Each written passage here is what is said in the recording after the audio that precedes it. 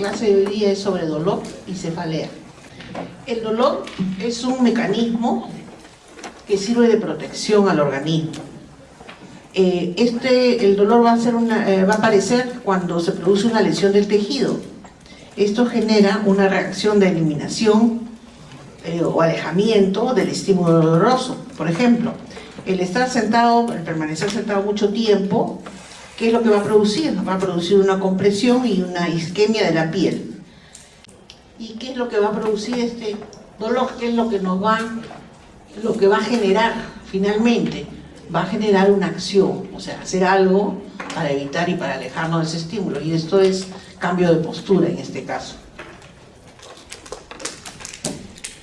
Por definición, el dolor es una percepción de una sensación aversiva, desagradable, no placentera, que se origina en alguna parte del organismo, del cuerpo. Es un acontecimiento neuropsicológico pluridimensional. ¿Por qué? Porque tiene un componente sensory discriminativo, un componente afectivo, un componente cognitivo y un componente comportamental. O sea, al final es eso. ¿Qué significa componente sensorio discriminativo? Porque vamos a sentir algo, vamos a percibir una sensación que es diferente a la sensación de la visión, de la olfacción. Es otra sensación, es el dolor. Tiene componente afectivo, ¿por qué? Porque es una sensación que es desagradable, aversiva, porque duele. Entonces, normalmente el dolor no es agradable. Tiene un componente cognitivo. ¿Por qué cognitivo? Porque vamos a reconocer que ese tipo de sensación corresponde a dolor y que es algo peligroso, algo desagradable. Lo que se va también al mismo tiempo a guardar y lo vamos a reconocer como tal, como algo desagradable, aversivo. Y va a generar, tiene un aspecto comportamental porque al percibir algo que es desagradable, que es peligroso, por cognitivo ya vemos que eso es desagradable, quiere decir que es potencialmente peligroso, va a generar una respuesta en nuestro comportamiento, la cual es alejarnos de ese estímulo o hacer algo para aliviar esa sensación desagradable. Por eso es que se considera que es un acontecimiento neuropsicológico pluridimensional. Ahora, otro concepto que tenemos que tener es la nocicepción. La nocicepción es la recepción de las señales por el sistema nervioso sobre un daño tisular. O sea, es la información que están dando unos receptores especiales que son los nociceptores y que van a percibir señales que las van a enviar al sistema nervioso. O sea, es una información codificada que la manda al sistema nervioso y que nos están diciendo que está ocurriendo algo dañino al tejido. Entonces vamos a ver otros conceptos que tenemos que tener. Es que hay dos tipos de dolor. Hay un dolor rápido o vivo y un dolor lento. El dolor rápido o vivo es aquel que tiene muy poco tiempo de latencia, una décima de segundo, por eso es rápido. Es un dolor muy intenso, punzante, agudo, como una descarga eléctrica. Es el que se produce cuando se clava una aguja, cuando se corta la piel, o hay una quemadura, o se sufre una descarga eléctrica. Ese tipo de dolor es rápido e intenso. Y generalmente es percibido por las partes superficiales, no por los tejidos profundos. Ese es un tipo de dolor. Y el otro dolor es el dolor lento. Es un dolor que se demora un poco más en aparecer, 10 veces más, o sea, en un segundo. Es un dolor tipo quemazón, urente, sordo, profundo y dura más, es crónico. Por lo general este dolor está asociado a destrucción de tejidos. Puede ocurrir, se puede percibir en la piel, pero también se percibe en órganos y tejidos profundos. Eso es lo importante. Entonces, partimos de este concepto de que hay dos tipos de dolor. Uno rápido, que es superficial, que se siente de inmediato, que es intensísimo, tipo hincada, corte. Y uno lento, que es más profundo, más duradero y es de otro tipo, es tipo quemazón. Luego vamos a pasar a describir los niveles ya de integración de la nocicepción. La nocicepción comprende 4 niveles, 4 procesos, que son, el primer proceso es la transducción. Como cualquier sensación, es como cualquier modalidad sensorial sensitiva, tiene una transducción, luego tiene una transmisión, pero además tiene un tercer mecanismo que es la modulación o antinocicepción. Y por último ya es la percepción, el cuarto proceso.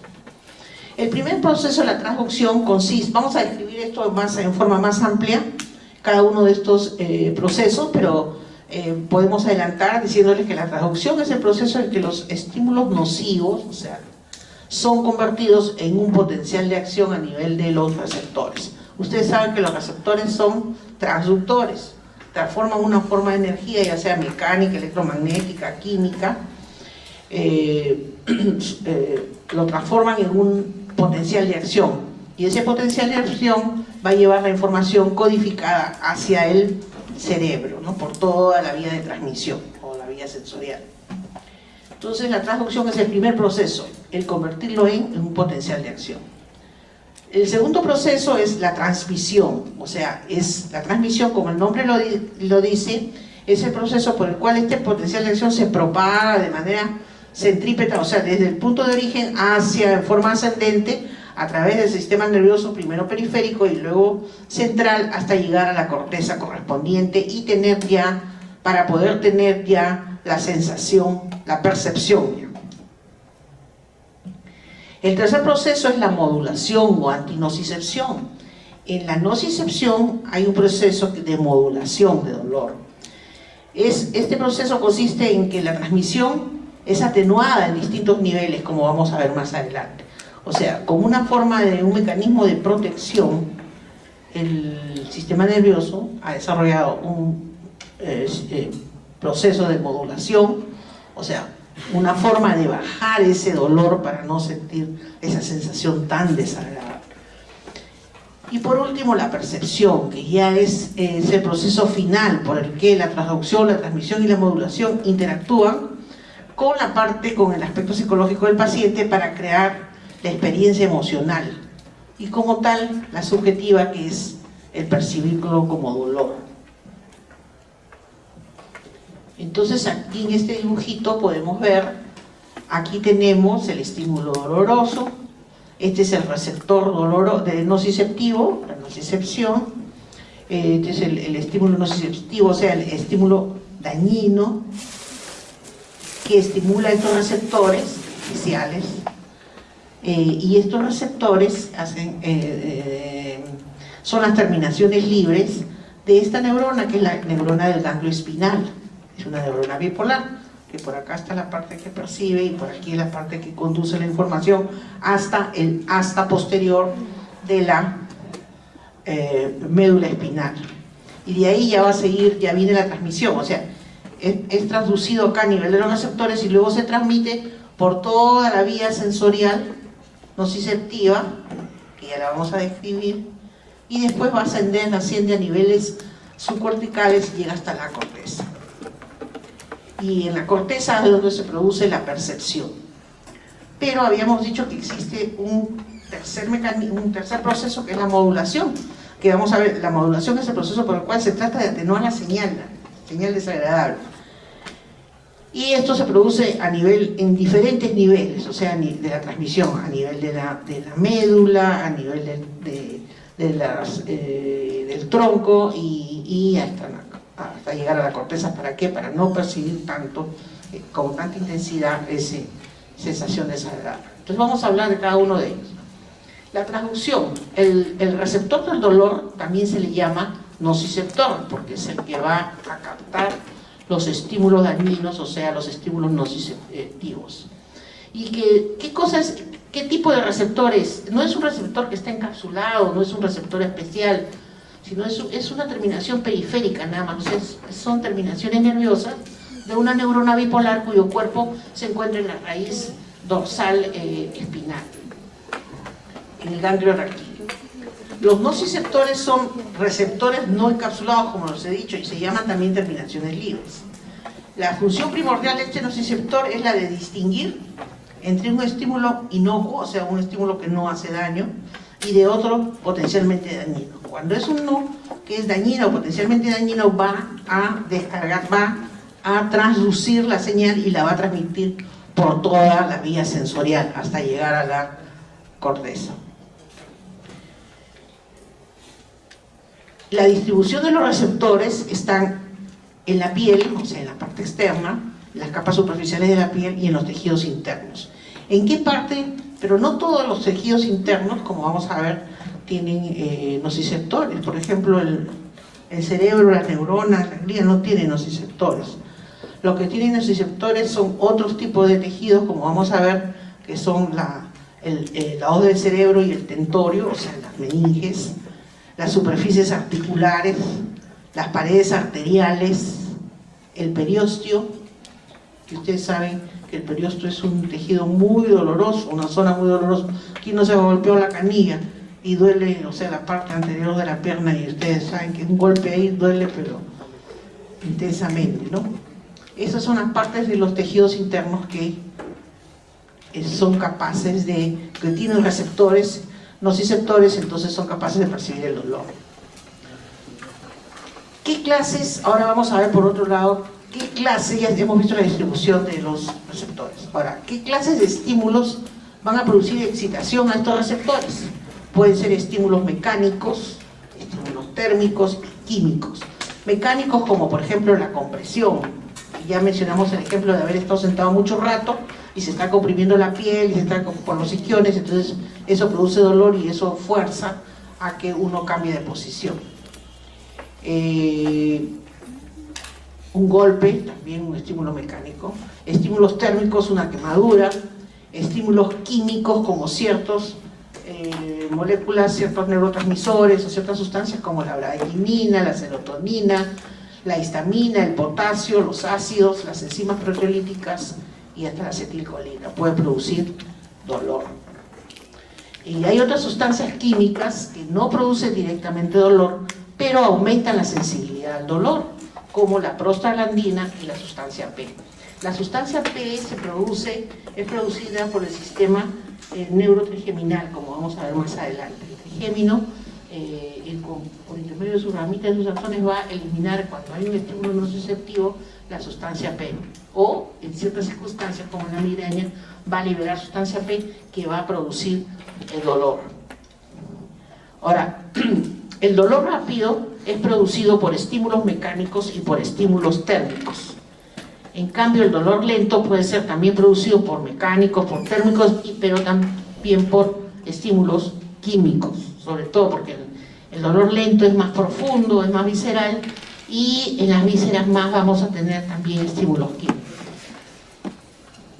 Otra característica importante es que los receptores del dolor no se adaptan, y esto es una ventaja evolutiva. ¿Por qué? Porque permite que estén alerta permanentemente estos receptores. Los otros receptores, si se estimulan, llega un momento en que se adaptan y dejan de descargar, pero en cambio estos no, y de esta manera nos cuidan de que no se nos escape ningún estímulo nocivo. Aquí tenemos unos dibujos de la piel y podemos ver las terminaciones libres. Acá está. Aquí se ve con más detenimiento. Acá hay una terminación libre más pequeña y aquí una más grande, que es simplemente la terminación de un axón con su botón sináptico más desarrollado, ¿no? Es lo más simple que hay. Las terminaciones para el dolor y para el calor, para la temperatura, son por medio de receptores de terminaciones libres.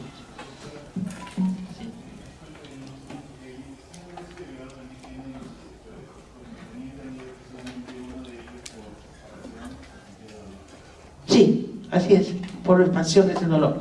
Pero tienen nociceptores, porque si no, no sentirían quiénes son los que transmiten la señal del dolor. Ahora vamos a ver más adelante, por distensión y por contracción, son los intestinos que tienen reaccionan al dolor. Vamos a ver más adelante, si no conversamos. Entonces, Las capas superficiales de la piel tienen, las terminaciones nociceptivas se pueden localizar, en las capas superficiales de la piel, en tejidos somáticos profundos, terminaciones nociceptivas, ¿ves? Y en vísceras.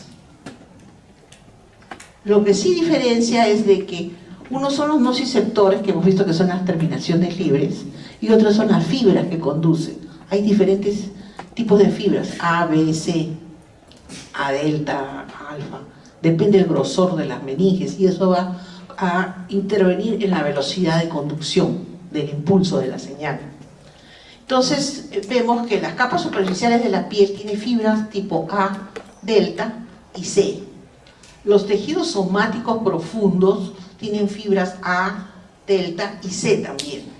El periósteo, las superficies articulares, la hoz del cerebro y la tienda del cerebelo tienen estos mismos tipos de fibras. En cambio, las vísceras tienen solamente fibras C y varían de acuerdo al órgano en que se encuentran. Por ejemplo, en el corazón, ¿cómo van a responder? Van a responder a estímulos químicos, básicamente, a la isquemia. En el pulmón van a responder a la vasoconstricción, a la congestión y el edema. En las vías respiratorias el estímulo es mecánico y químico. En las vías biliares van a responder a la distensión, a la contracción y a la hipertensión, o sea, el aumento de la presión dentro de estas vías biliares. Y en el tracto genitourinario van a responder a la tracción, a la distensión y a la irritación.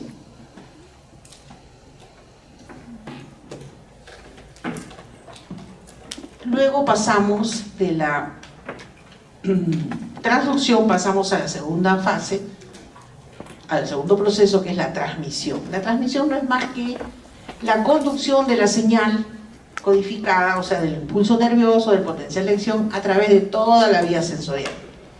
En este caso es la vía sensorial del dolor o de la nocicepción. Entonces, los receptores ya sabemos que son las terminaciones libres y que son parte de la primera neurona que se encuentran en el ganglio espinal. Es el ganglio espinal. En el ganglio espinal están también se encargan de la transmisión del dolor, de la presión, o sea, del mecánico, del tacto, de la temperatura. El color rojo es el que va a transmitir el dolor y la temperatura acá. Entonces, acá están los receptores, transmiten la señal, van a ir al mismo lado, al ganglio espinal, y de ahí ingresan a la médula, hace sinapsis con la segunda neurona, que se encuentra en el asta posterior de la médula. El axón de esta segunda neurona va a decruzar la línea media, cruza, y va a ascender hacia, por el lado contralateral, por el haz espinotalámico lateral, que es el haz espinotalámico lateral, y asciende ya a los centros superiores, va a atravesar el tronco y va a llegar al tálamo, donde se encuentra la tercera neurona, en el núcleo ventral posterolateral, el tálamo. Y aquí, esta neurona envía sus señales a la cuarta neurona, su axón, a la cuarta neurona, a la corteza sensitiva primaria, o sea, a la corteza parietal, al área cortical de la sensibilidad somática. Esto sería la transmisión por toda la vía sensorial de los estímulos nociceptivos. Aquí tenemos, en este dibujito, esquematizada la parte de las metámeras, de las partes, los segmentos medulares, que van a recoger la información de la parte periférica. Saben que tenemos el segmento cervical, los torácicos, los lumbares y los sacros, y que corresponden a toda la percepción de los estímulos a este nivel, los cervicales, a este nivel los torácicos, aquí los lumbares y aquí los sacros. De acuerdo a este mapeo, nosotros podemos localizar y decir a qué nivel, dependiendo de dónde está la lesión, ¿no? Si está, a qué altura está de la médula. Cuando hay una lesión medular, podemos localizar la lesión medular, si así fuera necesario, de acuerdo a la distribución de estas metámeras. Todo está perfectamente ordenado, de una forma precisa. Pero habíamos dicho que había una vía para los estímulos del dolor rápido. Habían dos tipos de dolores, el rápido y el lento. Entonces, ¿cómo es que se transmiten estos dos tipos de señales del dolor lento? Se transmiten por dos vías separadas, pero todos van por los nervios hasta la médula y van a originar una doble sensación de dolor, una señal de dolor rápido que está transmitida por fibras pequeñas A delta y que es lo que que son los que intervienen en los reflejos medulares, como por ejemplo cuando uno pisa una tachuela, una aguja, algo que hinca y retira inmediatamente el miembro inferior del estímulo, ¿no? Esa es la vía ambos van por el espino talámico, pero uno va por una parte más ventral y el otro por una parte más lateral. Entonces, los estímulos van por las fibras pequeñas A delta, la del dolor rápido, en cambio la del dolor lento va por fibras C, que tienden a aumentar cada vez más, que hacen que el dolor, si persiste, si se prolonga más, va a ser más fuerte, y produce un dolor intolerable y prolongado. Son la del dolor lento, que está más relacionado con el dolor visceral. Al ingresar a la médula, los impulsos dolorosos generan dos vías paralelas hasta el encéfalo, como les he dicho. Van por el mismo fascículo, pero en posiciones separaditas dentro de él, uno más medial y otro más lateral. La vía neoespinotalámica se llama, es la que transmite el dolor rápido. En cambio, el dolor lento lo transmite la vía paleoespinotalámica. O sea, el enlace es el mismo, espinotalámico, nace en la médula y termina en el tálamo, pero una parte corresponde al neoespinotalámico, que va a conducir el dolor rápido, y el otro al paleo, que conduce el dolor lento. La vía neoespinotalámico aparece en los primates, o sea, aparece más tardíamente en evolución, es algo más evolucionado. Está constituida por la parte lateral, por eso le dije la parte lateral, la parte más externa del haz espinotalámico. Y esta vía es rápida, como es rápida, es monosináptica, o sea, y asciende directamente hasta el núcleo, o sea, de la médula va hasta el núcleo ventral posterolateral del tálamo, donde se recambian, hacen sinapsis con las trazoras neuronas que van a la corteza. Es una transmisión, como les digo, oligosináptica, rápida y específica. Está implicada, o sea, mayormente en los procesos senso-discriminativos del dolor, es decir, nos ayuda a determinar la localización e intensidad del estímulo doloroso.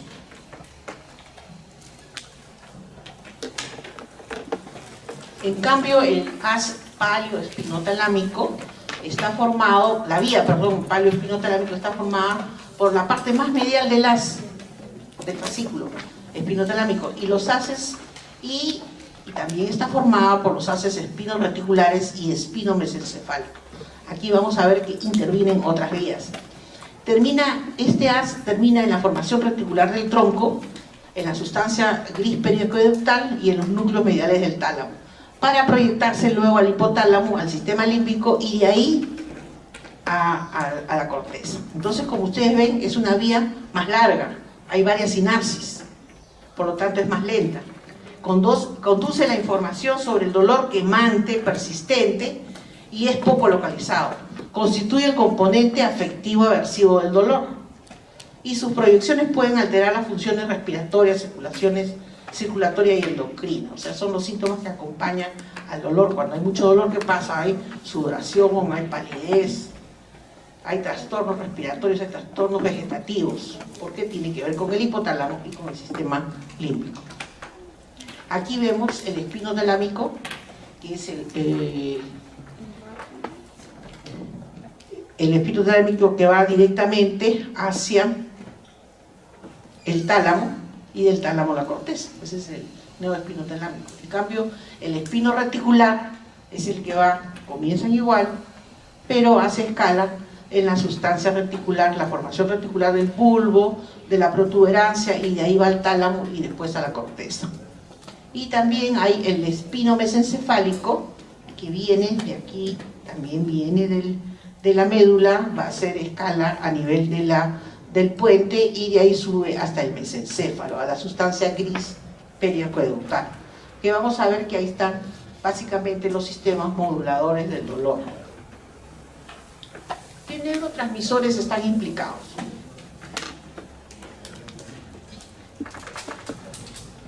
El glutamato es el neurotransmisor secretado por las terminaciones nerviosas de dolor tipo A delta y su periodo de acción dura algunos segundos. También está implicado el aspartato y también interviene el ATP. En cambio, la sustancia P está secretada en las terminaciones nerviosas tipo C y se libera con mayor lentitud y su concentración se eleva en el plazo de segundo o inclusive en minutos. También en las terminaciones tipo C también hay glutamato. A nivel cortical, la estimulación dolorosa activa, cuando ya llega a la corteza, la estimulación dolorosa va a activar de manera contralateral el área cortical somatosensorial primaria, que ocupa la circulación parietal ascendente y que corresponde a las áreas 1, 2 y 3 de Brodmann, y que es la encargada del aspecto discriminativo, o sea, el aspecto, ahí reconocemos el estímulo como algo desagradable o doloroso. El área 24 es la región anterior de la circunvolución del cíngulo y es la parte encargada del aspecto aversivo, o sea, y desagradable del dolor. Y de manera bilateral se va a activar también el tálamo, el área somatosensorial secundario, que es la parte sensorial 2, y la ínsula. Además también se activarán los núcleos lenticular, o sea, no solamente se activa el tálamo, sino el tálamo hace conexión con el núcleo lenticular, que es uno de los ganglios basales, y con la corteza motora suplementaria o secundaria, que es la que va, con esta conexión, ¿qué es lo que vamos a tener? La respuesta. No genera una reacción, un trastorno, un aspecto, comportamiento de alteración de comportamiento, retirar el brazo, moverse, eso es debido a la conexión a la corteza motora secundaria o suplementaria, M2. Aquí vamos a ver, esta es la corteza sensorial primaria, S1, esta es la secundaria un poco más abajo, aquí este es en la cara externa, en la cara interna tenemos el área motora suplementaria, aquí tenemos en la parte anterior de la circunvolución singular, aquí tenemos en la motora secundaria, esta es la parte en un corte anteroposterior, la parte de aquí singular, anterior singular, acá está el núcleo lenticular y la ínsula. Todas estas estructuras y el tálamo intervienen y son activadas por la nocicepción.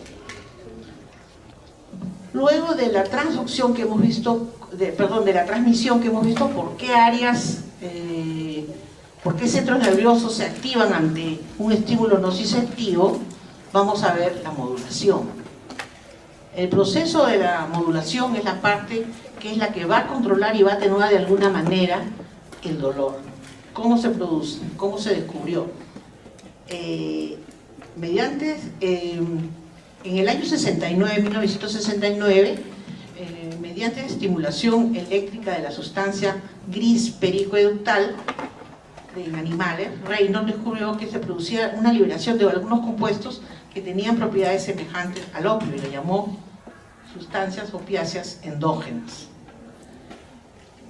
En el 77, Richardson provocó la liberación de estos opiáceos endógenos en humanos, cuando estimuló directamente la sustancia gris periaqueductal y periventricular.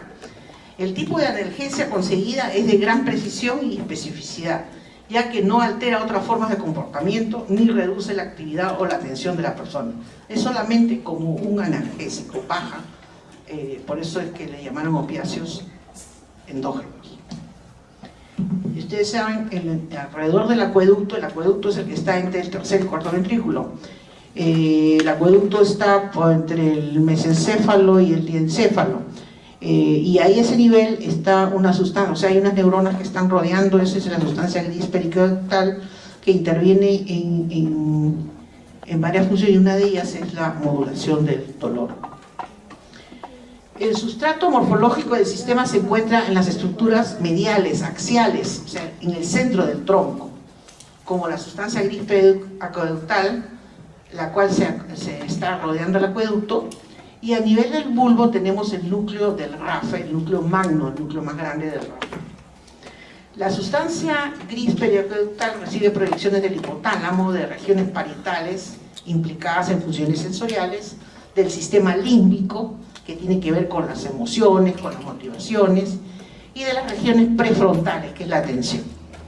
La sustancia gris periaqueductal se proyecta al núcleo espinal del trigémino para intervenir en la inervación de la cara y al asta posterior de la médula espinal para el resto del cuerpo, para ejercer su acción inhibidora de la transmisión nociceptiva. O sea, esta sustancia gris periaqueductal se va a proyectar al trigémino, que va para modular el dolor distribuido en áreas de la cara, del cráneo, de la cabeza, y para el resto del cuerpo se envía conexiones hacia la médula espinal. Y entonces aquí tenemos la corteza, y este es el dolor. Vamos a ver que las vías ascendentes del dolor están en rojo. ¿Cómo viene el dolor? El dolor viene acá, sí. Viene de la periferia, llega al asta posterior de la médula espinal o llega a los núcleos del trigémino y llega, y ahí sube toda la vía sensorial, llega hasta el tálamo, y del tálamo pasa a la corteza. Entonces, ¿qué hace la corteza? La corteza modula el dolor. ¿Y cómo lo modula? Enviando señales a la sustancia gris periaqueductal. ¿Para qué? Para disminuir o no el dolor que está recibiendo estos impulsos que vienen de la médula y de la sensibilidad craneal, ¿no? Que es del núcleo espinal del trigémino. Este sistema, esta modulación se realiza por un sistema que se llama el sistema de analgesia, porque si lo modula, ¿qué es lo que va a producir? Disminuir el dolor, o sea, va a producir analgesia. Entonces, la intensidad del dolor frente a la que reacciona cada persona se ha visto que varía enormemente. No todos reaccionamos con un dolor de la misma intensidad, no todo el mundo reacciona. Hay personas que reaccionan con un dolor ligero y hay otros que soportan una gran cantidad, o sea, tienen un umbral bajo o un umbral alto. Y esto se debe en parte a la capacidad del propio encéfalo, o sea, la capacidad que tiene cada uno, del propio corteza sensorial, para suprimir la entrada de los impulsos dolorosos, mediante un sistema de control denominado sistema de analgesia. Este está constituido por 3 elementos, y en él participan neurotransmisores como las encefalinas y la serotonina. ¿Cuáles son estos elementos del sistema de analgesia? O sea, que intervienen en la modulación del dolor. En primer lugar, la sustancia gris periaqueductal y las áreas periventriculares del mesencéfalo y del puente. O sea, las neuronas que están alrededor del acueducto y las que están alrededor de los ventrículos del mesencéfalo, del cuarto ventrículo, mesencéfalo y la protuberancia. En segundo lugar, eso está en la línea media, en la parte axial del tronco. En segundo lugar, otra estructura, pero ya más abajo, más cerca al bulbo, entre el puente y el bulbo, el núcleo magno del RAFE y el núcleo reticular paragigantocelular. En tercer lugar, tenemos el complejo inhibidor de las astas posteriores de la médula, en las capas 1, 2 y 4. O sea, ¿dónde están estos sistemas? Estos sistemas están, como ustedes están viendo, a nivel del eje del tronco, sustancia periaqueductal, más abajito el núcleo magno del RAFE, tronco, y por último, hasta en la médula. En la médula también hay un sistema inhibidor, como vamos a ver. Hay unas neuronas que tienen conexión con el sistema de analgesia que viene desde arriba para atenuar el dolor y disminuir la intensidad.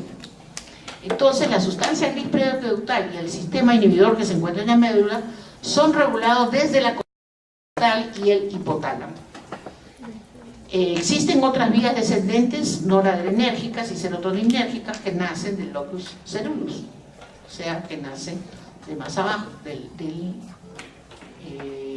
puente, pero también de la parte axial. Y el sistema 2, o sea, el del núcleo magno del RAFE, también es una vía noradrenérgica y serotoninérgica.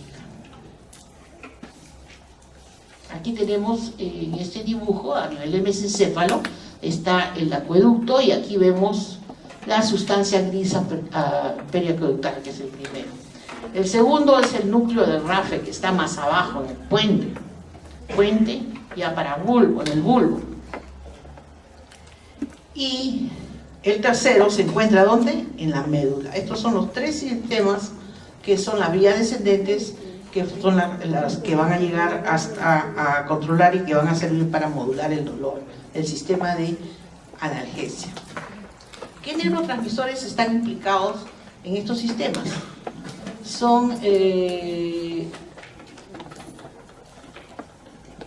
Van a secretar unos neurotransmisores como son las encefalinas, sobre todo las fibras nerviosas, que nacen en los núcleos periventriculares y en el área gris perisilviana, en el acueducto de Silvio, así como las fibras del núcleo del RAFE, que secretan encefalinas.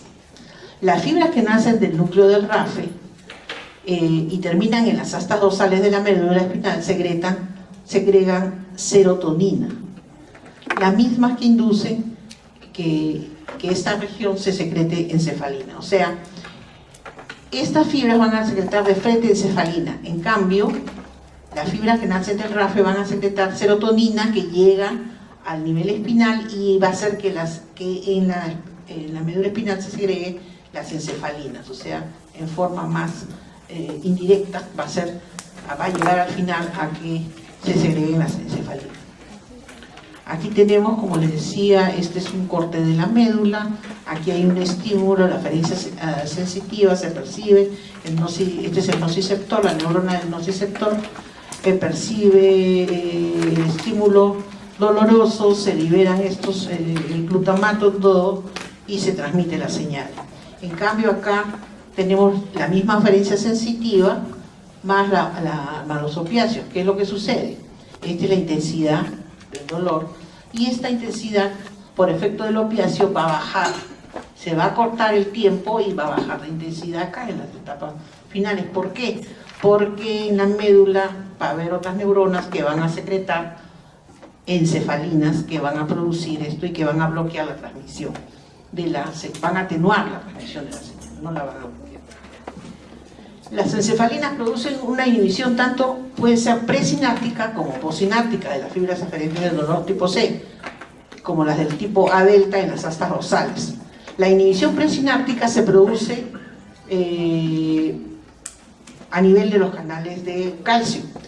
Cuando se bloquean los canales de calcio, no entra calcio, se va a impedir la liberación del neurotransmisor y entonces no se va a producir la transmisión, o se va a atenuar la transmisión del dolor. Al bloquear las señales del dolor, se bloquean los reflejos medulares locales del retiro. Entre las más importantes de las sustancias opiáceas tenemos la beta-endorfina, la metionina encefalina, la leucina encefalina, la dimorfina. Las encefalinas y en mucho menor cantidad las dimorfinas se encuentran sobre todo en el tronco encefálico y en la médula espinal. La beta-endorfina se encuentra en el hipotálamo y también en la hipófisis.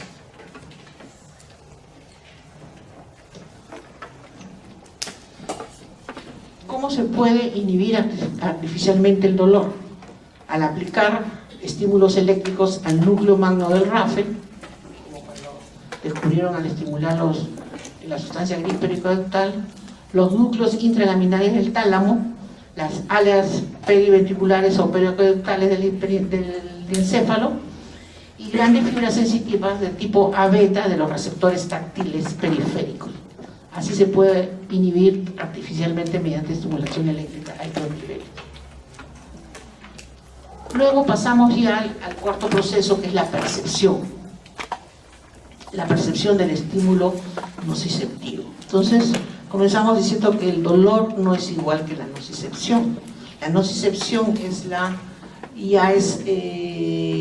transducción del estímulo dañino, digamos, el nociceptivo, y la transmisión por toda la vía hasta que llega a la corteza.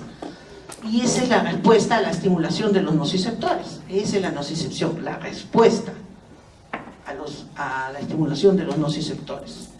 La nocicepción puede darnos una experiencia dolorosa cuando estimulamos, o sea, ocurre algo malo, se está dañando algo en el tejido, hay una sustancia química mala, digamos, va a producir, puede darnos una experiencia dolorosa. Pero también esa experiencia dolorosa también puede ocurrir en ausencia de dolor, y el dolor puede estar presente en ausencia de nocicepción. Por ejemplo, puede haber dolor, como es el dolor de tipo neuropático, en el cual no hay ningún estímulo doloroso, ya pasó, pero ya el nervio está dañado, la fibra está dañada y va a descargar continuamente y va a producir dolor. Y esos son los dolores neuropáticos, que son los que vamos a revisar muy brevemente a continuación. Esto explica pues la existencia de términos como un dolor que no es nociceptivo. Ejemplo, dolor neuropático, como les digo, y el psicogénico, o sea, el psicógeno. Un ejemplo de dolor nociceptivo es cuando sí existe un daño en el tejido, por ejemplo, una inflamación, una artritis, ahí hay una inflamación de la articulación. Entonces, eso sí es un dolor nociceptivo. Pero hay dolores en los cuales hay un dolor espontáneo, sin que exista un estímulo nociceptivo, y esos son los dolores neuropáticos. Ahí lo que está dañado es en sí la fibra nerviosa. Ahora, hemos visto que el dolor el dolor agudo, sobre todo el dolor agudo, es el intenso, el rápido, y que nos permite localizarlo. ¿Y cómo es que nosotros podemos localizar? Porque en su trayecto estas fibras nociceptivas recogen también simultáneamente, ese estímulo son recogidos por receptores táctiles. Entonces el receptor táctil es el que ayuda, las vías van juntas y ayuda a localizar el dolor. Los impulsos dolorosos que llegan a la formación reticular del tronco encefálico y al tálamo permiten la percepción consciente del dolor y lo mantiene a una persona en vigilia. Por eso cuando una persona está con dolor es difícil que se mantenga dormido, que pueda estar, lo despierta o lo intenta al menos despertar. La corteza permite interpretar la calidad del dolor. Aquí tenemos las áreas corticales sensitivas.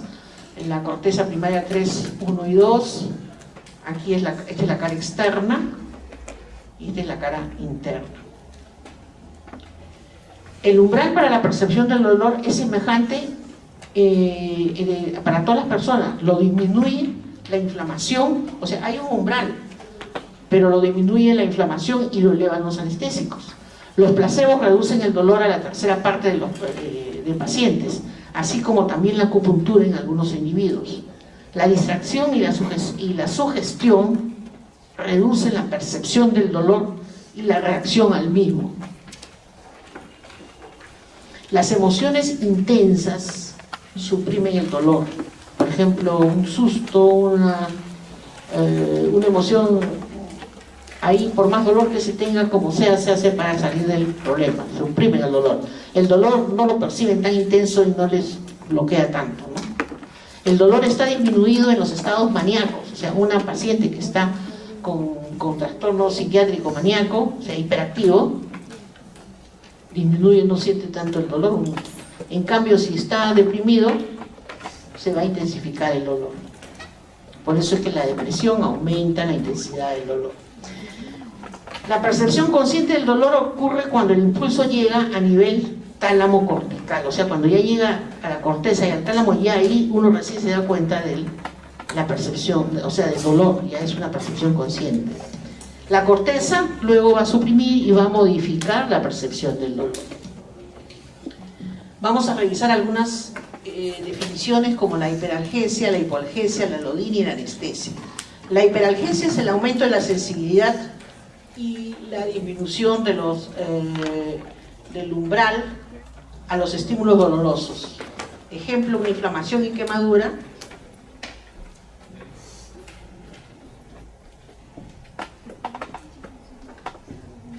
El umbral está disminuido. En cambio, la hipoalgesia se disminuye la sensibilidad y se eleva el umbral. O sea, si se siente menos es porque el umbral está más alto, y para llegar a ese umbral se necesita una intensidad mayor del estímulo para poder llegar. Entonces hay hipoalgesia. La alodinia, ¿qué es? Es una reacción excesiva a todos los estímulos, incluso al tacto. O sea, normalmente, o sea, el hecho de sentir nomás un roce evoca que no tiene por qué producir dolor, va a producir dolor.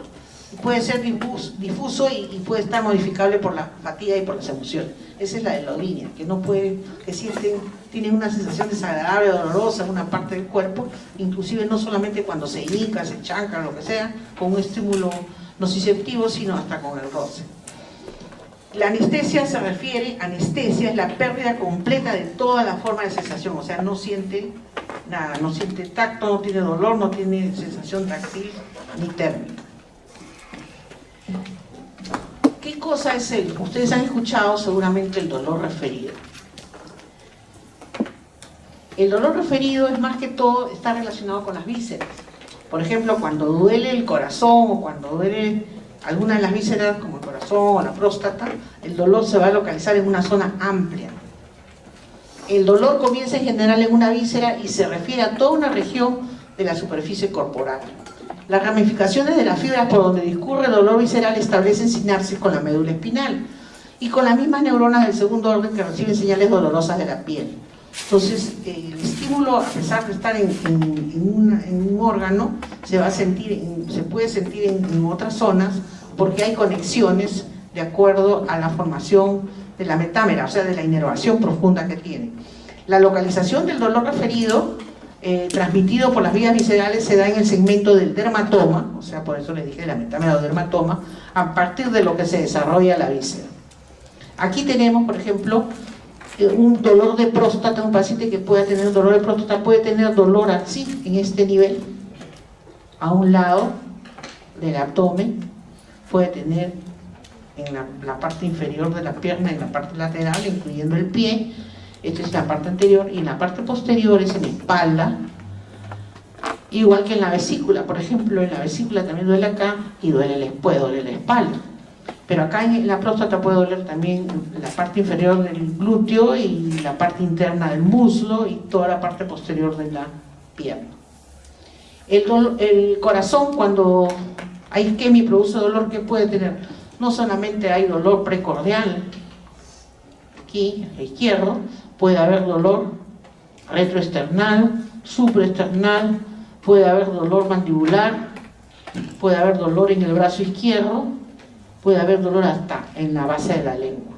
Esos son los dolores referidos.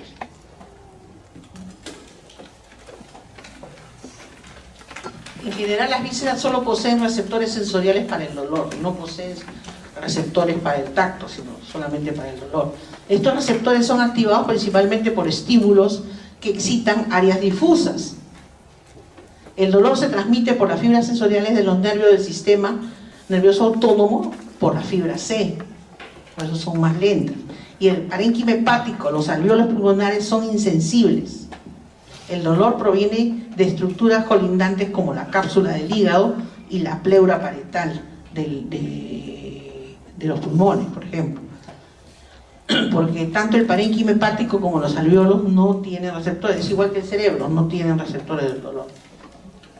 Las causas del dolor visceral, son la isquemia del tejido visceral por productos del metabolismo ácido o de la degeneración de los tejidos, por lesiones de naturaleza química, al vertirse, producen una digestión difusa, peritoneo visceral, por ejemplo, en una peritonitis se perfora el apéndice y se infecta, se produce la infección, se propaga todo el peritoneo, no solamente el germen, sino también las sustancias ahí, químicas, y eso produce dolor, ¿no?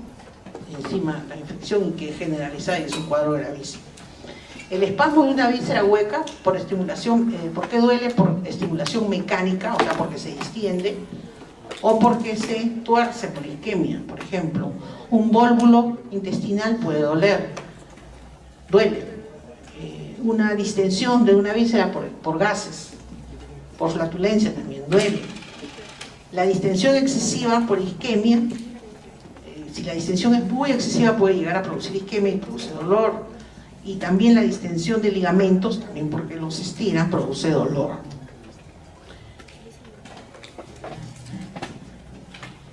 Los dolores parietales son las sensaciones que parietales se conducen directamente a los nervios raquídeos desde la hoja peritoneal del peritoneo de la pleura del pericardio. Estas sensaciones suelen estar localizadas directamente en la zona dolorosa, o sea, cuando duele la parte, cuando hay un dolor parietal, ya sea del peritoneo, de la pleura o del pericardio, ahí lo que va a doler es justamente la zona, o sea, si es del pericardio va a doler la zona precordial, si es del pulmón, de la pleura, va a doler la espalda, y si es del peritoneo va a tener dolor abdominal.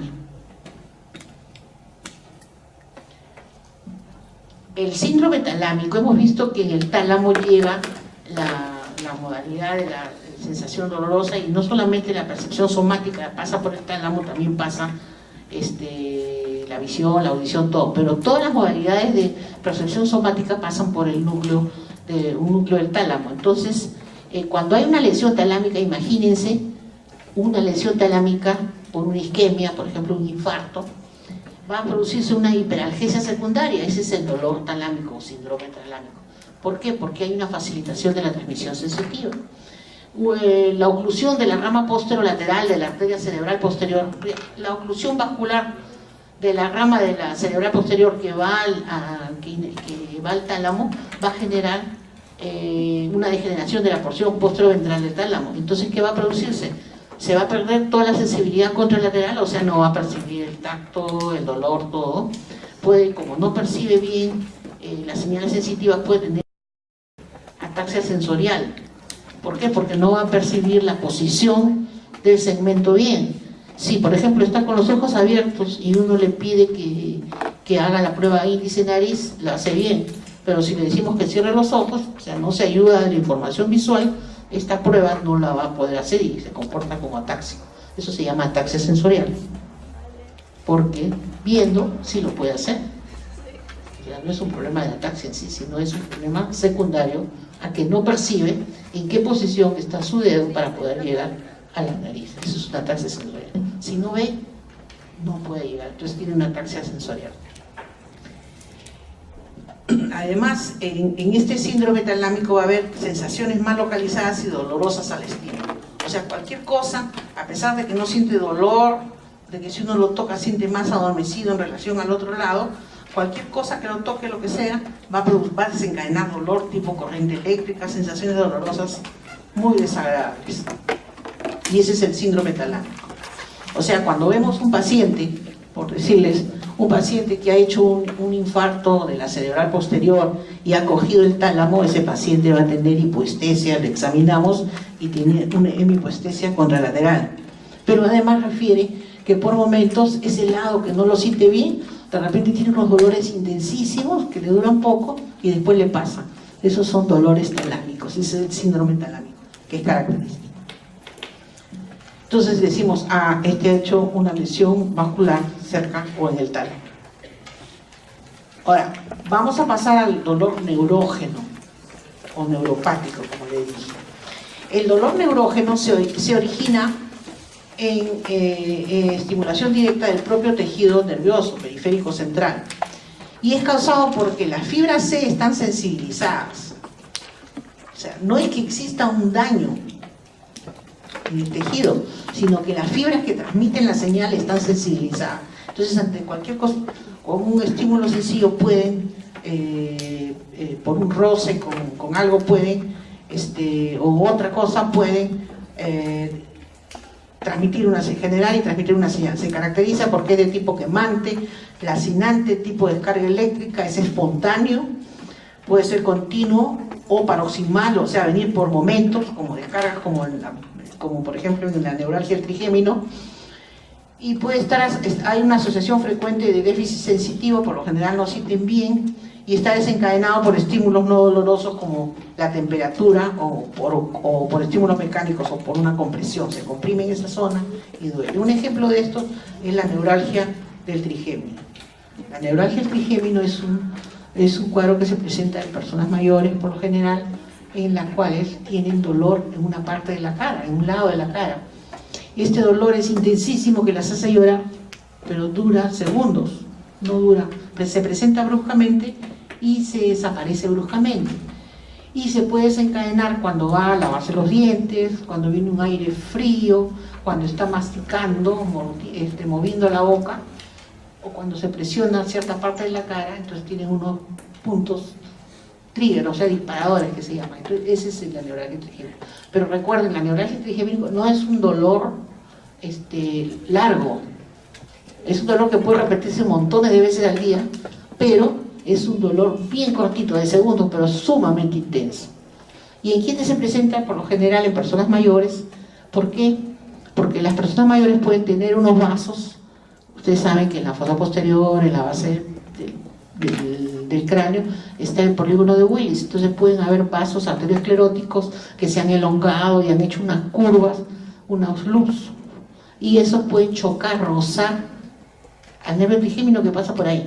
Entonces cuando choca, lo está estimulando, o sea, el simple roce, y produce esas descargas.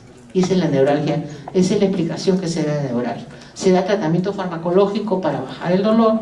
Si no pasa, y al final lo que hay que hacer es el tratamiento quirúrgico. Bueno, hay diferentes formas de tratamiento destruyendo parcialmente unas fibras del trigémino para que no produzca dolor, o dando unos fármacos que bloquean el dolor, como la pregabalina, la carbamazepina. Y si no pasa, pues el otro tratamiento, ya el extremo, es quirúrgico, y el quirúrgico implica una craniotomía, o sea, abrir la fosa posterior, llegar a ese punto y poner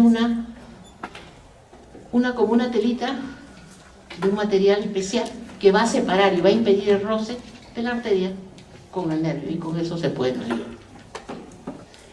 Entonces, ese dolor es quemante, lacinante, de tipo de descarga eléctrica.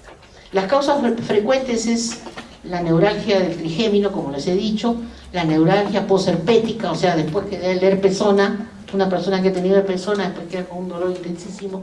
La neuropatía diabética, los diabéticos sufren de dolor por un daño en los nervios.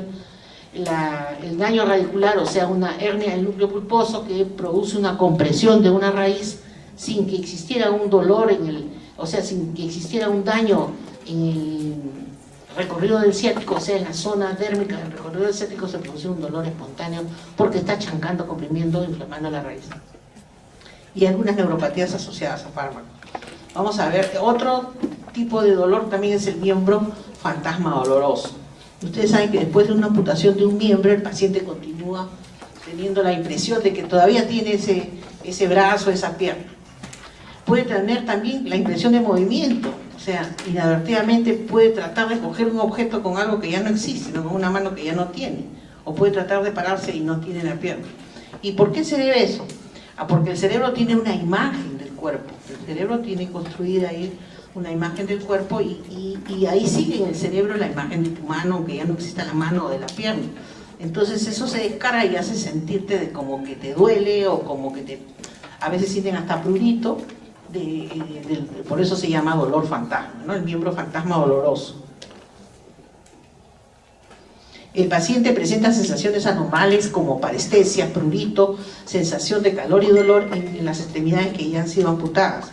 Puede aparecer este dolor inmediatamente, o después de la amputación, o después de varios años se puede presentar. Pero esto se ha notado que es más frecuente en individuos que ya tenían dolor en el miembro amputado.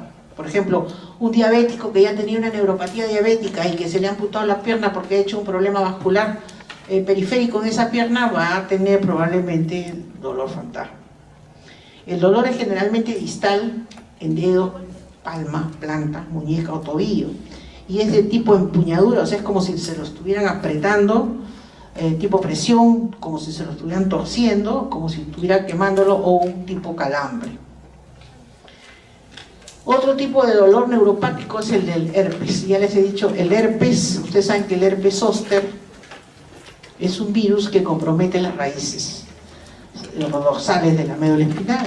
Uno tiene el herpes, es el pariente de la varicela, y se queda ahí guardado. Generalmente la persona que ha tenido varicela pasa la infección de la varicela, pero con los años, ya con la edad, el virus se queda ahí guardado, ya tiene inmunidad, pero se puede expresar en un momento en que bajan las defensas o que hay un fenómeno o hay una neoplasia oculta, se puede expresar este virus y se da el herpes. Entonces, ¿qué pasa? El herpes va a brotar, el virus se va a transportar por todo el flujo citoplásmico hasta las terminaciones cutáneas y va a provocar una erupción que es parecida a la varicela, pero que es recorriendo un sistema, un filete nervioso. Por lo general es dorsal, es el miembro superior, el miembro inferior, hasta en la cara también puede haber un herpes de cara del trigémino. Y es un dolor muy intenso y que, bueno, se trata con medicamentos como la pregabalina, que ahora ayuda mucho y también se da pues para tratamiento antiviral, ¿no? El tic doloroso es la neuralgia trigémino. Ese ya les hablé, es un dolor lacinante en un lado de la cara que corresponde al quinto nervio, o sea, al trigémino, y se llama la neuralgia trigémino. Ahora, si corresponde, también hay una neuralgia del glosofaringeo, o sea, del noveno. En este caso el dolor también es así, paroxístico, paroxismal, intensísimo, tipo corriente eléctrica, pero ¿dónde va? Va en el recorrido del glosofaringeo. Felizmente esto es muy raro, rarísimo, pero a veces ocurre. Y imagínense ustedes que duele el glosofaringeo, que inerva la parte posterior de la lengua y la garganta, la faringe. Entonces, cada vez que van a comer, que van a deglutir, van a estimular al nervio y se va a venir un dolor intensísimo en la faringe y en la parte posterior de la lengua. El paciente no puede ni comer. Y esto se desencadena por excesiva sensibilidad de las zonas reflexógenas y son siempre a través de mecanorreceptores, o sea, estímulos mecánicos. Ya hemos visto y hemos revisado todo sobre dolor, ahora vamos a terminar hablando sobre cefalea. La cefalea es importante revisarla en la fisiopatología en este curso, porque de todos los tipos de dolor, la cefalea es un dolor primario, la cefalea, perdón, es un dolor, la migraña es una cefalea primaria. La cefalea es el dolor de la cabeza y es una causa de consulta muy, muy frecuente. La mayoría de las personas, se dice que el 80%, o si no el 90%, ha tenido en su vida, durante su vida, aunque sea un episodio de cefalea. O sea, el neurólogo por lo que más consulta, o sea, el motivo mayor de consulta es por cefalea. El encéfalo, sin embargo, el cerebro, como le dije, por sí mismo es insensible casi. El encéfalo no duele. Eso de que los pacientes vienen y dicen mi cabeza me revienta, el cerebro siento que se infla, que siento que va a reventar, que burbujea y todo eso, ya eso es adorno, porque eso no se puede sentir así. El cerebro no duele. Lo que duele, vamos a ver más adelante, son las estructuras que están fuera del cráneo, o sea, la piel, el celular subcutáneo, todo eso, y algunas estructuras intracraneales.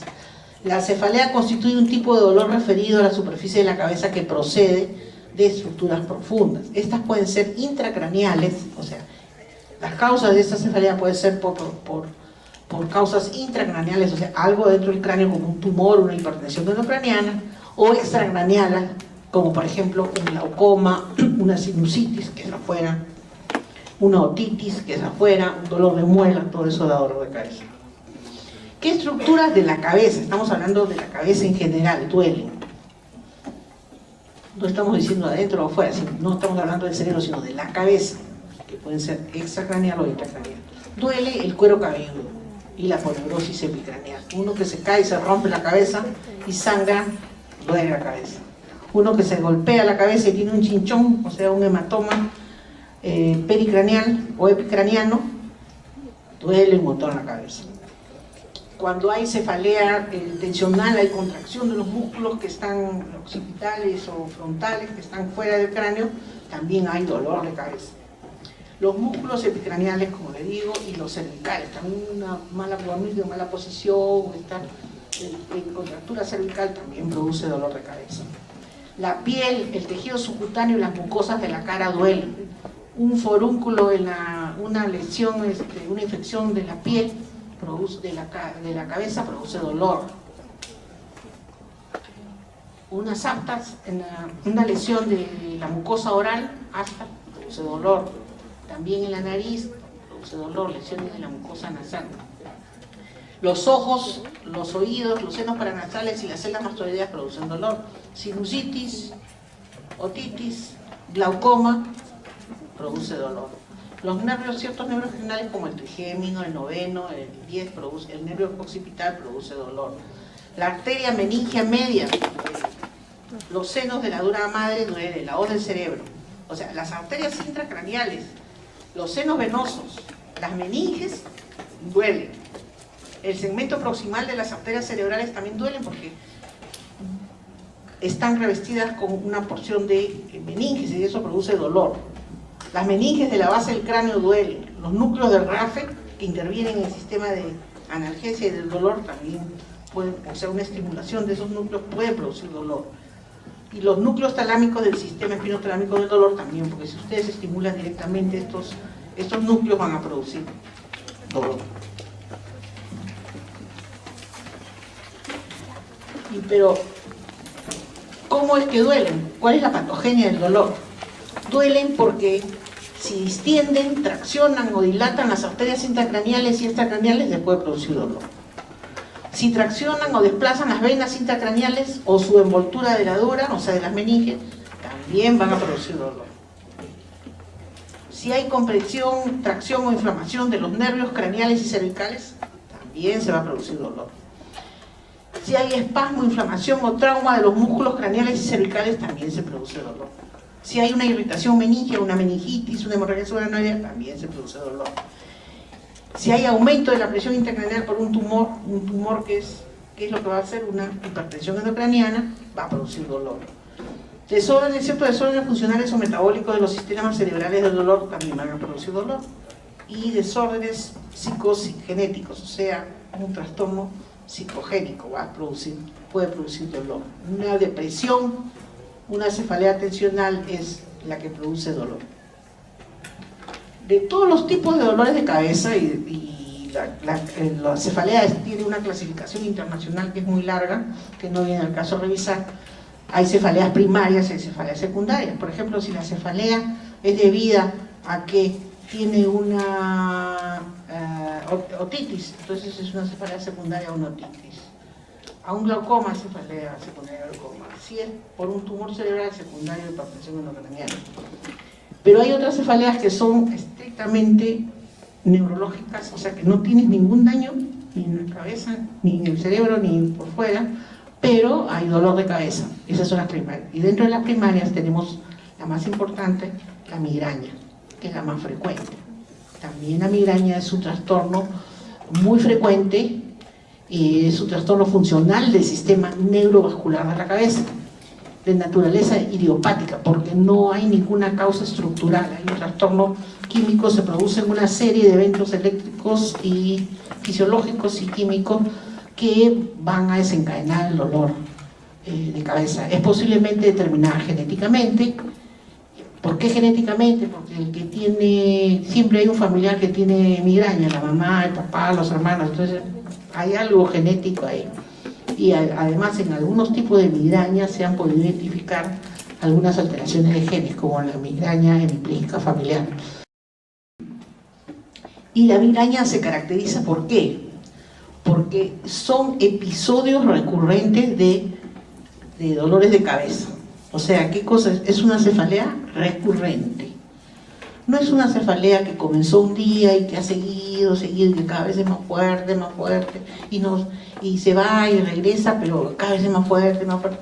O sea, ustedes lo tienen una historia de una enfermedad de 2 meses, de cefalea de 2 meses de evolución, que sigue aumentando. Esa es una cefalea progresiva. Y que está siempre localizada por lo general en el mismo sitio, eso va más con un proceso expansivo. Y si se van agregando signos focales, peor todavía.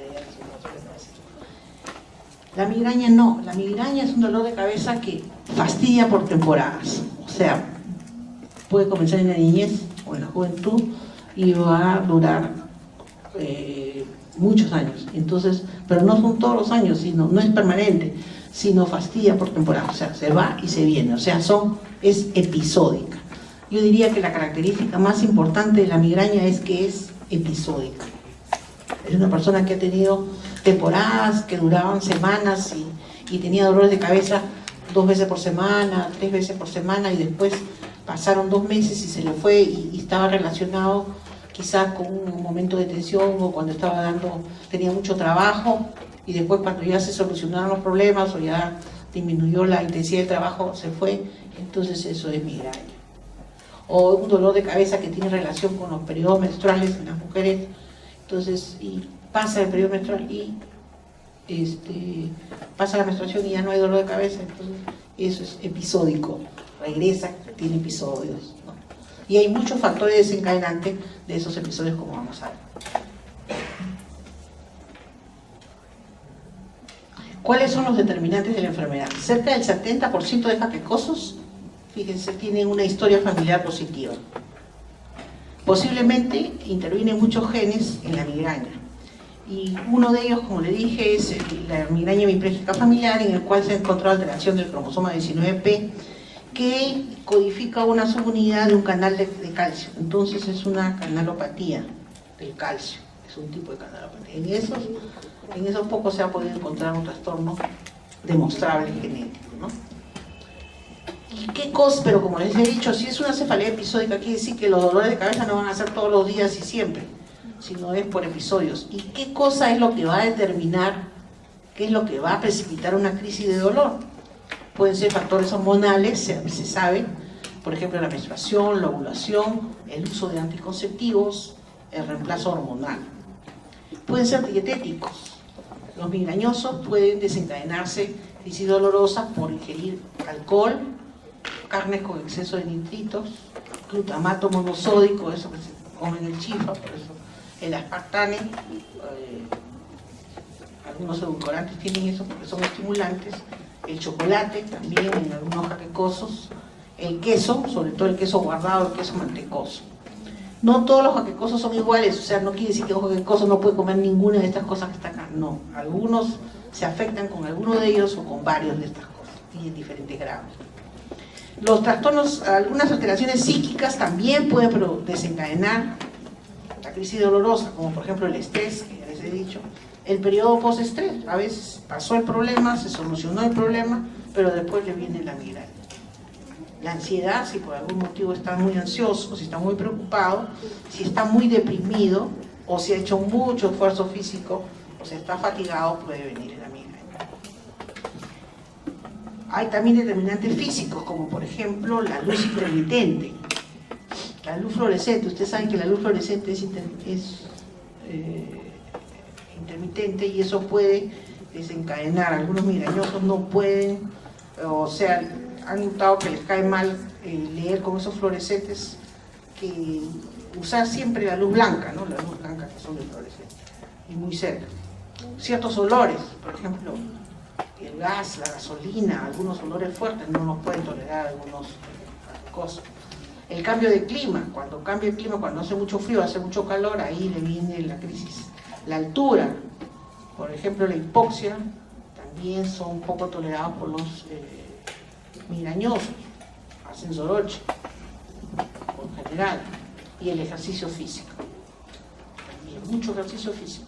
Entonces, cada cosa tiene que irse se le debe decir todos estos factores determinantes, y cada uno se va conociendo cuál es el que le precipita y se cuida con eso para tratar de evitarlos. También el relacionado al sueño. La falta de sueño produce migraña, porque para la migraña lo mejor es dormir, tratamiento farmacológico, pero dormir también. El excesivo sueño también puede producir migraña. Dormir mucho también hace daño. Y ciertos medicamentos, sobre todo los que son vasodilatadores, pueden producir migraña, como la nitroglicerina, la histamina, los estrógenos.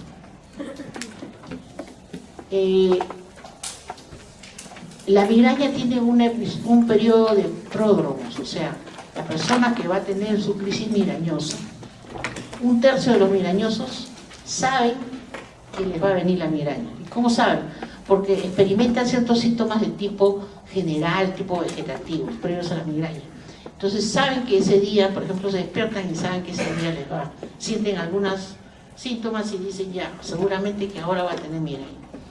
El origen de estas manifestaciones están en los núcleos del hipotálamo, porque porque vamos a ver que la corteza va a estimular al hipotálamo al tronco, para desencadenar toda una cadena de sucesos, de eventos que van a terminar con la crisis de migraña. Los síntomas vegetativos también se originarían en estructuras diencefálicas. ¿Qué es lo que siente el paciente en este pródromo? Siente mucho apetito, ese día amaneció muy hiperactivo, o está que se cae el sueño. Esos son los síntomas generales, tiene mucho frío. Esos son los síntomas que describen. Muchos lo tienen y no lo saben, entonces cuando uno ve a un migrañoso hay que preguntarle todo esto para ver si tiene síntomas prodrómicos, para enseñarle que descubran esos síntomas y para que estén alertas y evitar, también decirle todos los factores desencadenantes para evitar de que se desencadene la migraña. Luego viene ya la crisis de migraña. Algunas de las crisis de la migraña tienen aura migrañosa, otras no. Las que tienen aura migrañosa son las migrañas clásicas, porque hay varios tipos de migraña, pero por el momento ustedes sepan nomás que hay, las más frecuentes son las auras migrañosas y la migraña, o sea, la migraña clásica que tiene aura y la migraña común que no tiene aura. La migraña clásica es aquella que antes de que venga el dolor de cabeza, ¿qué cosa es lo que tiene? Tiene manifestaciones, trastornos visuales, por lo general, ese es el aura.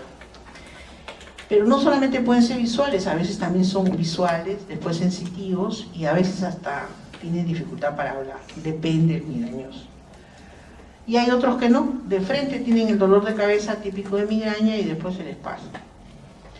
Ahora, esta aura migrañosa se atribuye el origen a un fenómeno de hipoperfusión cerebral. Se han discutido muchas teorías, pero se piensa que para que se produzca esta aura es porque hay zonas del cerebro que han tenido hay una isquemia.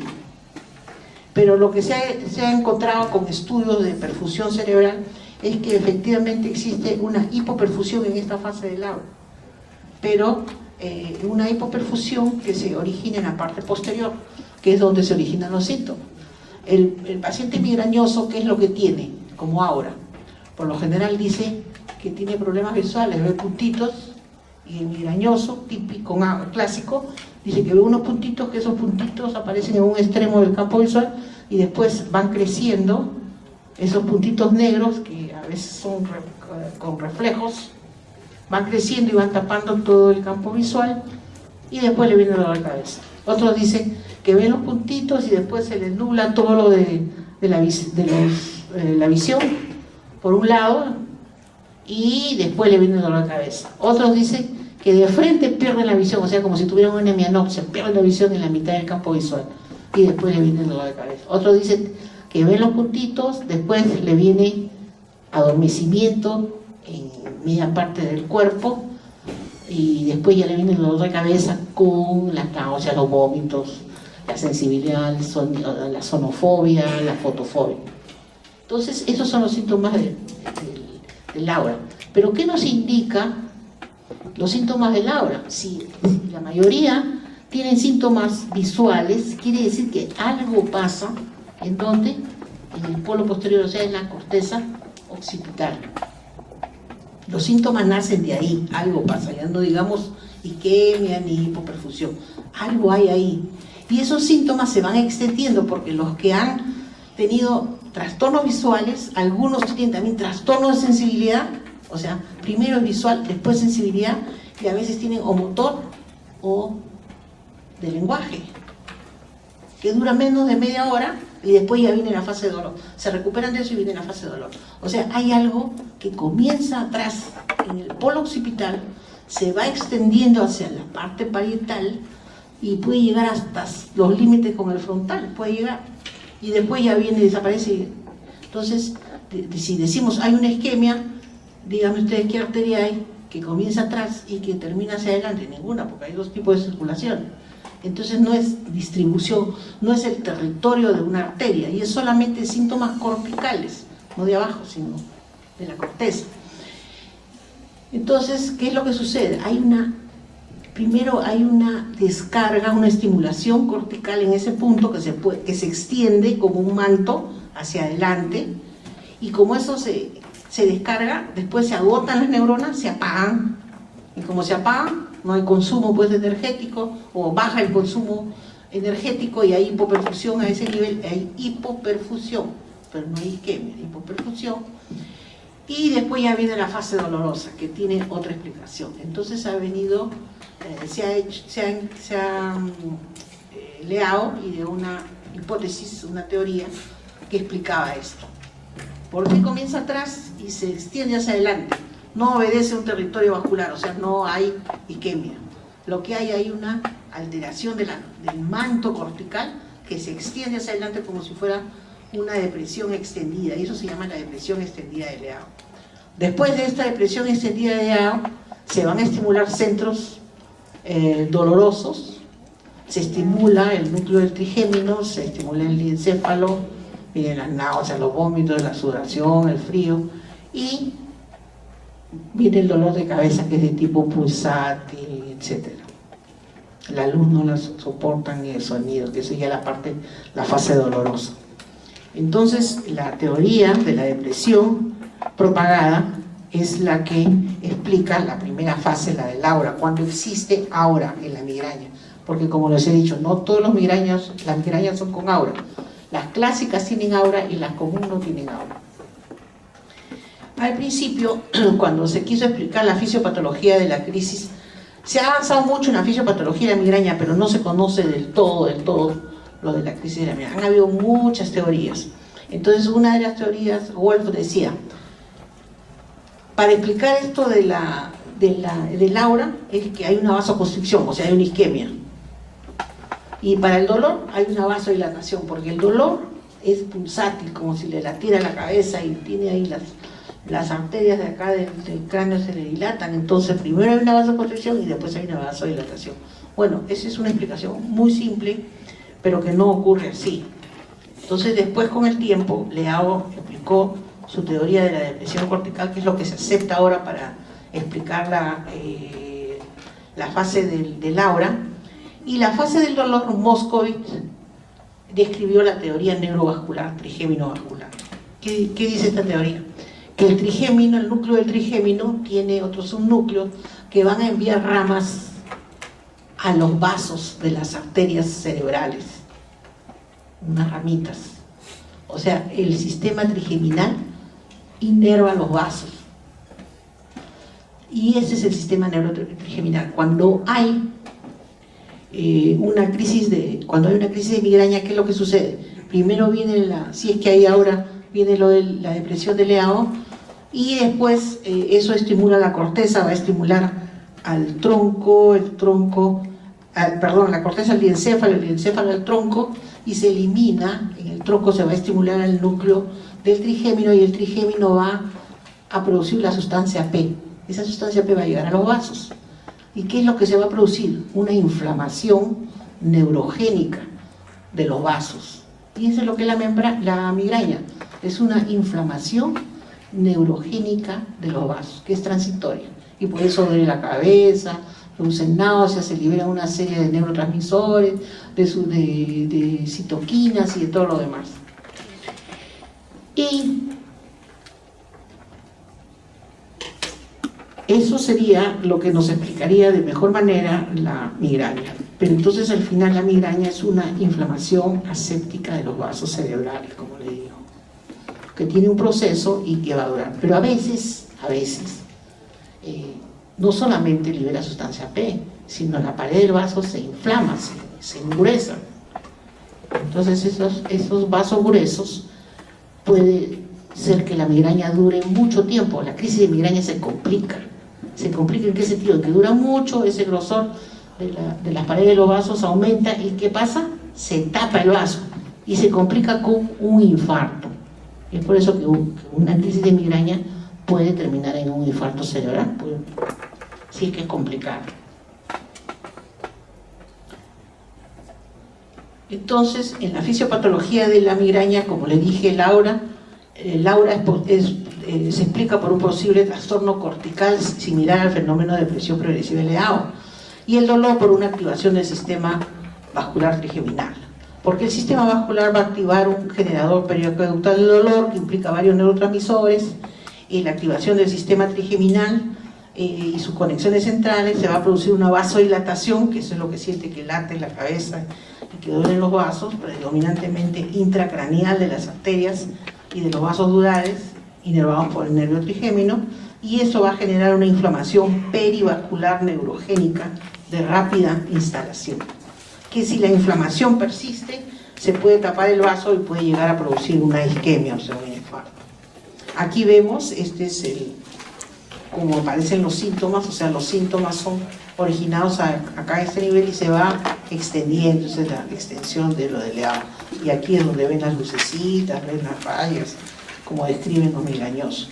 Y después esto va a estimular al tronco, al encéfalo, al tronco, y va a producir la inflamación al final, la liberación de la sustancia P y la inflamación de la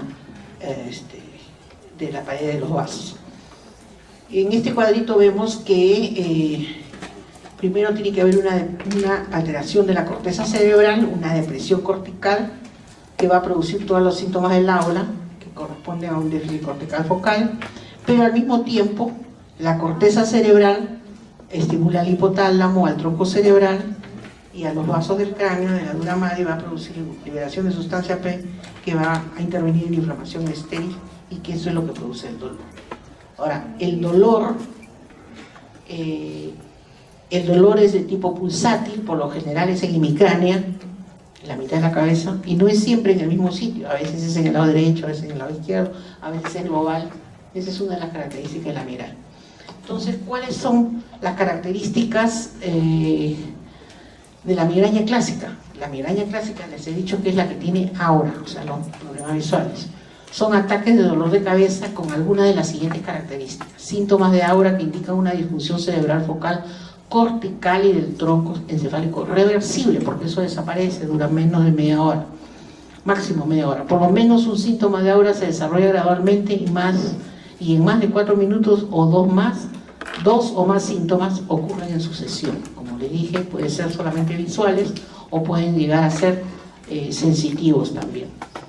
Aquí, en este dibujito, vemos que en la fase del aura, ¿qué es lo que ven? Ellos dicen, los pacientes dicen que ven un puntito que brilla y después ese puntito va creciendo y se va haciendo así, y compromete todo, miren, y aquí creció así y se mueve todo el hemicampo o todo un campo visual. O también puede presentar otras cosas, ven que las cosas brillan más o que se deforman los objetos, o sea, como si hubieran por agua, a través de un vidrio con agua, o si la imagen estuviera ondulante, una serie de trastornos. También puede seguir estos trastornos visuales, que son los más frecuentes en el aura, pueden seguirse de adormecimiento de un lado del cuerpo, de escalofríos, puede llegar hasta dificultad para hablar o trastornos del lenguaje, una fase transitoria. Esto se puede, hay palidez, hay síntomas vegetativos, hay fotofobia, y después ya viene el ataque, la fase del ataque, o sea, del dolor mismo, en que hay un dolor severo de cabeza unilateral, que puede ser al principio unilateral nada más y después se generaliza o se queda unilateral. Puede haber también congestión en un lado de la cara, hay sonofobia, no resisten los ruidos ni la luz. Lo mejor es quieren dormir, encerrarse en su cuarto, cerrar la cortina, todo, no recibir luz ni sonidos, y hay palidez y sudoración. Y hablan lento y bajo para evitar el dolor. Esa es la migraña, lo típico, la migraña con aura, con la migraña clásica. Pero existe otra migraña que es la que no tiene aura, sino de frente van al dolor, y esa es la más común, esa es la más frecuente. Son ataques de cefaleas que duran de 4 a 72 horas, con algunas de las siguientes características: localización unilateral tipo latido, igual que la otra, de intensidad moderada a severa, inhibe o bloquea las actividades diarias. El que tiene migraña a veces no puede hacer sus actividades, o si las hace no las hace bien. Se agrava con la actividad física, o sea, si están con migraña no deben hacer ejercicios, no deben estar haciendo esfuerzo físico, y tienen síntomas asociados como náuseas, vómitos, fotofobia y fonofobia. Aquí en este dibujito tenemos expresado, digamos, sintetizado todas las fases de la migraña. pródromos, en los que hay cambio de, o sea, cuando va a tener la migraña, cambios de ánimo, molestias abdominales, fatiga. Después ya viene Laura, empieza a ver estas lucecitas, así como les digo, los fenómenos visuales. Después ya viene la fase del dolor, la cefalea intensa, que no aguanta los ruidos ni aguanta la luz. La cefalea es pulsátil, con náuseas, vómitos, y empeora con el ejercicio. Luego ya pasó la crisis de dolor y sigue con su vida normal, ya es en la fase posterior a la crisis de migraña. Muchas gracias.